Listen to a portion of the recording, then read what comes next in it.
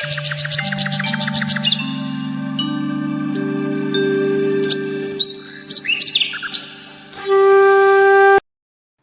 बहुत पुरानी है। रामपुर नामक एक गांव था। वहां के लोग अमन चैन से अपनी जिंदगी बिता रहे थे। सभी सुखी और प्रसन्न थे। किसी को किसी चीज की कमी नहीं थी। पूरा गांव हर तरह से समृद्ध था। अचानक उस गांव के लोगों पर भारी विपत्ति आ गई। हीरा नामक एक बदमाश अपने साथियों के साथ गांव में आकर उत्पात मचाने लगा। हीरा बार बार उस गांव में आता और झबरन लोगों से रुपया मांगता था। रुपए नहीं मिलने पर वह किसी परिवार के बच्चे को उठा ले जाता और उसकी हत्या करने की धमकी देता। उसकी इस जबरन वसूली से सारा गांव त्रस्त था। लोग दुखी रहने लगे। बच्चे की जान बचाने के लिए लोग मजबूरी में हीरा को रुपए दे देते। इस प्रकार हीरा का आतंक उस गांव में बढ़ता ही गया। एक बार उस गांव में एक महात्मा जी आए। लोगों ने सोचा क्यों न हीरा के आतंक से मुक्ति पाने के लिए महात्मा जी से परामर्श किया जाए। महात्मा जी गांव से दूर एक निर्जन स्थान पर झोपड़ी बनाकर रहने लगे। गांव वाले महात्मा जी के पास गए और बोले, महाराज, हम लोगों ने सुना है कि आप एक पहुंचे हुए संत हैं। आपके आशीर्वाद और मंत्र से लोगों के दुख दूर हो जाया करते हैं।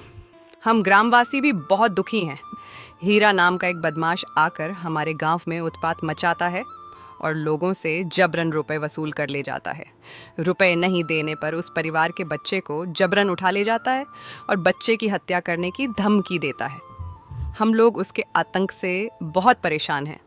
अब आप ही हमें इस बदमाश से छुटकारा दिला सकते हैं। महात्मा जी ने उनकी बातों को ध्यान से सुना और बोले, मैं आप लोगों को उस बदमाश हीरा से छुटकारा अवश्य दिला सकता हूँ। उसके आतंक से बचने के लिए आप लोगों को 50-50 रुपए मुझे देने होंगे। 50-50 रुपए से बदमाश हीरा से बचने का उपाय गांव वालों को रुपए देने के लिए सहर्ष तैयार हो गए। गांव वासियों ने 50-50 रुपए महात्मा जी को सौंप दिए। रुपए लेकर अचानक महात्मा जी बिना बताए न जाने रात के अंधेरे में कहां चले गए। कुछ दिनों बाद बदमाश हीरा फिर उस गांव में आ धमका और कई परिवारों से रुपया वसूल कर चलता बना। 1 माह बाद महात्मा जी फिर उस गांव में आए। गांव वाले महात्मा जी के बिना उपाय बताए गायब हो जाने से बहुत नाराज थे।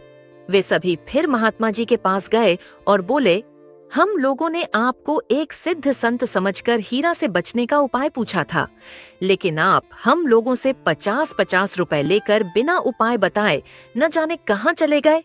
आपने हम लोगों के साथ धोखा किया है। बदमाश हीरा फिर हम लोगों से रुपए वसूल कर गया है।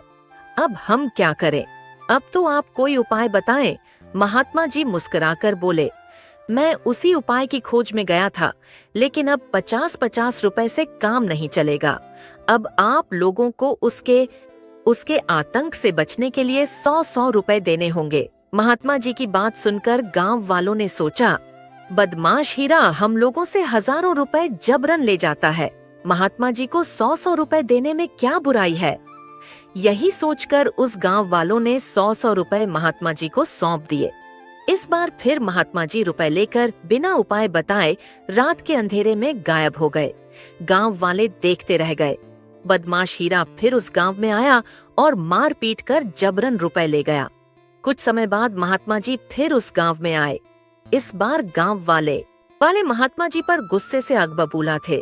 वे महात्मा जी के पास आकर बोले, आपने हमारे साथ बहुत बड़ा धोखा किया है। बदमाश हीरा फिर आया था और लोगों से मार पीट कर जबरन रुपए ले गया। हमें लगता है कि आप महात्मा नहीं ढोंगी हैं। आप हमारे सारे रुपए हड़प कर गए और बिना उपाय बताए न जाने कहां फरार हो गए। अब आप हमारे रुपए वापस कर दीजिए।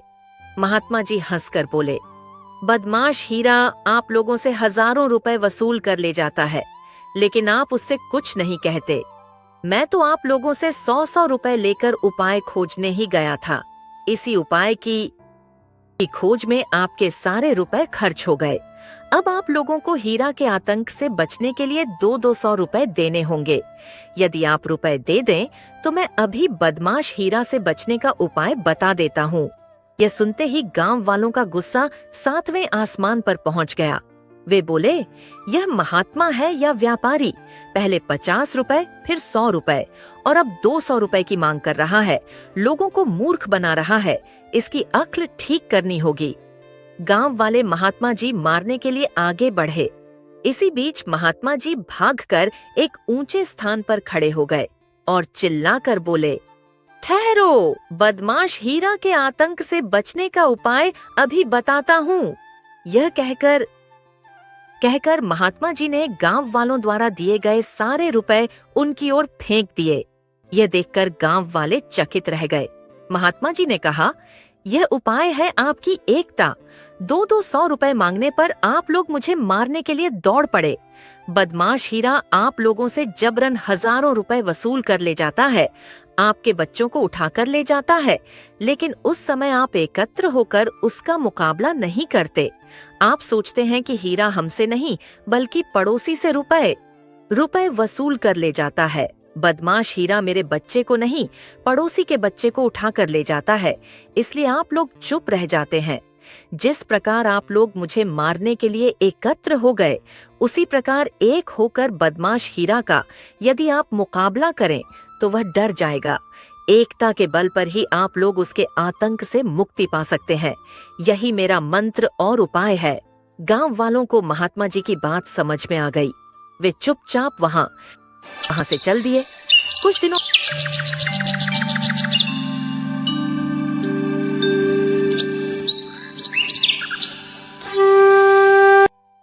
बाद हीरा फिर उस गांव में रुपए लेने आया।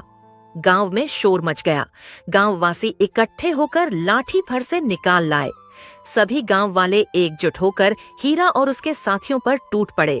वह चारों ओर से घिर गया और बड़ी मुश्किल से अपनी जान बचा भागा। गांववासियों की एकता देख बदमाश हीरा ने फिर कभी उस गांव की ओर मुंह नहीं किया।